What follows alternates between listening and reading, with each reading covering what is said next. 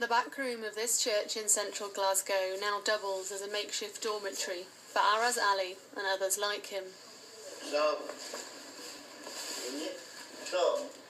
Aras is 28. He's Kurdish, originally from Kirkuk in Iraq. He's been in the UK for 5 years, has 3 times had his asylum claim rejected, but has not been deported.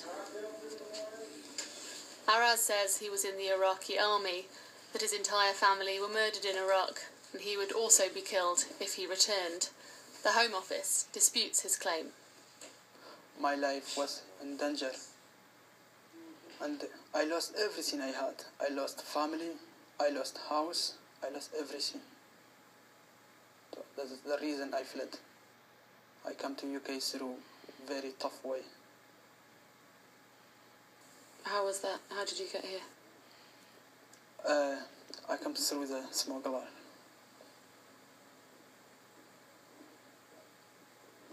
And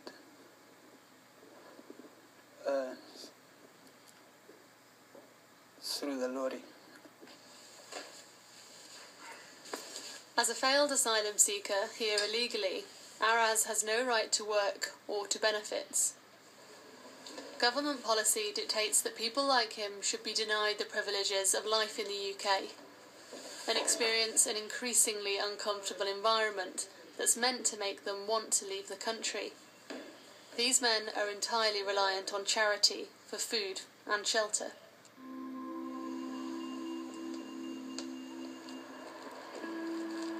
During the day, Aras mostly just walks around.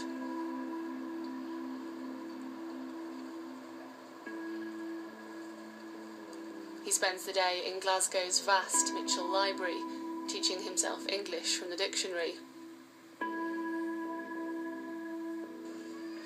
Look closely, and this public library is littered with faces from all over the world. Ivory Coast, Pakistan, Zimbabwe, Iran. Every year, thousands of asylum seekers like these men are refused refugee status, but don't leave the UK. They are our deportation gap. I am not like a human being in this country. Would you consider going back? Obviously that's what the government wants you to do. Have you been told to go back? Yes, I've been told by Home Office to go back. I wish go back by next plane if I could, if Iraq safe. But unfortunately, Iraq getting worse day by day. My life is safe. That's not only the reason allowed me to stay. The UK Border Agency doesn't have figures for people like Aras, refused asylum, but still here, living anywhere they can, without money and unable to work. Glasgow's always taken more than its share of asylum seekers, and now hundreds of them are destitute.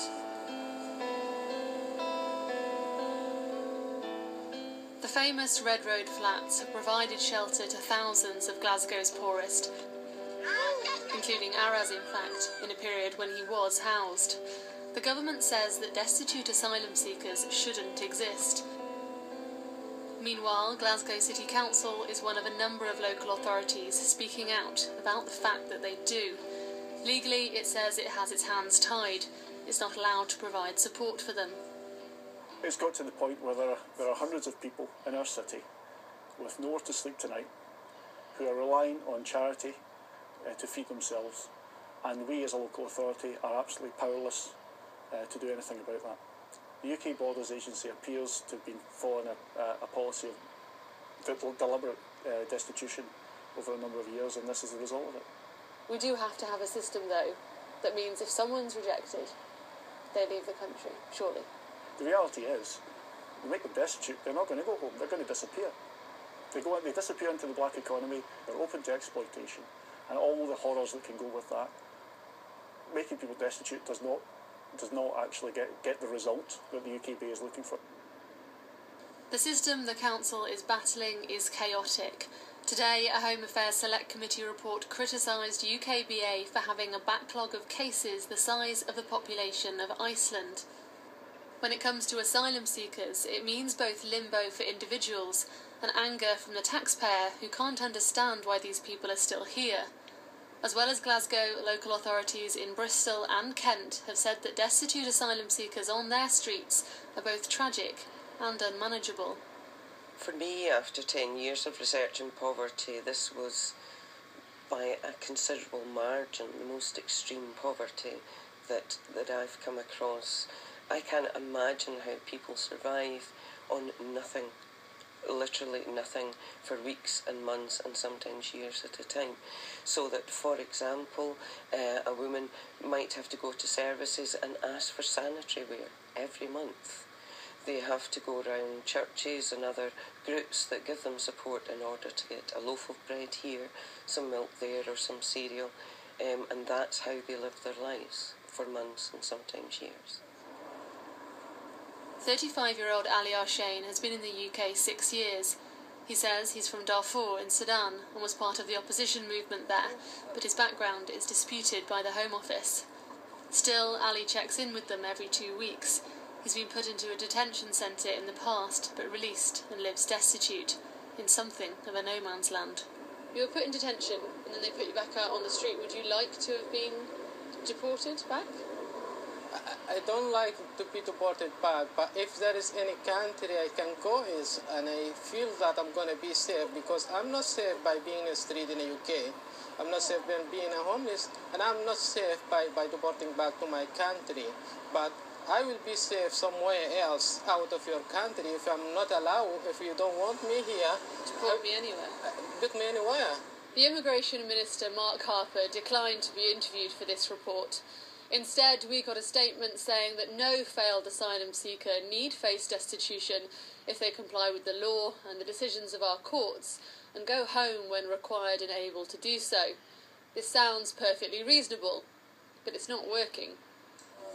Can you pass me that plate, please? You go around in circles discussing this with the Home Office, because they say these people shouldn't exist. And so they won't discuss that they obviously do. The fact that the Home Office can say that this category shouldn't exist, it shouldn't. In the logic of the system, you come, you apply, you either get protection or you don't. If you don't, you go. And there's no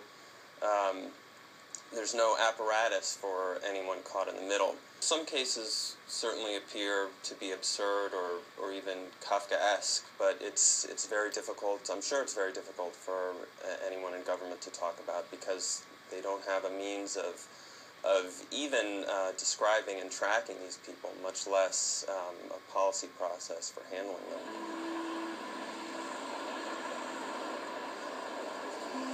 For now, Aras continues to wander Glasgow's streets, to sit in the library, read the dictionary, to sleep somewhere. He's not going home. The government's not forcing him to either.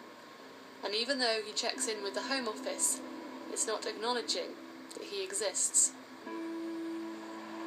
Live like a human being. I would like to make a family. I would like to have a job, go to work. I never ever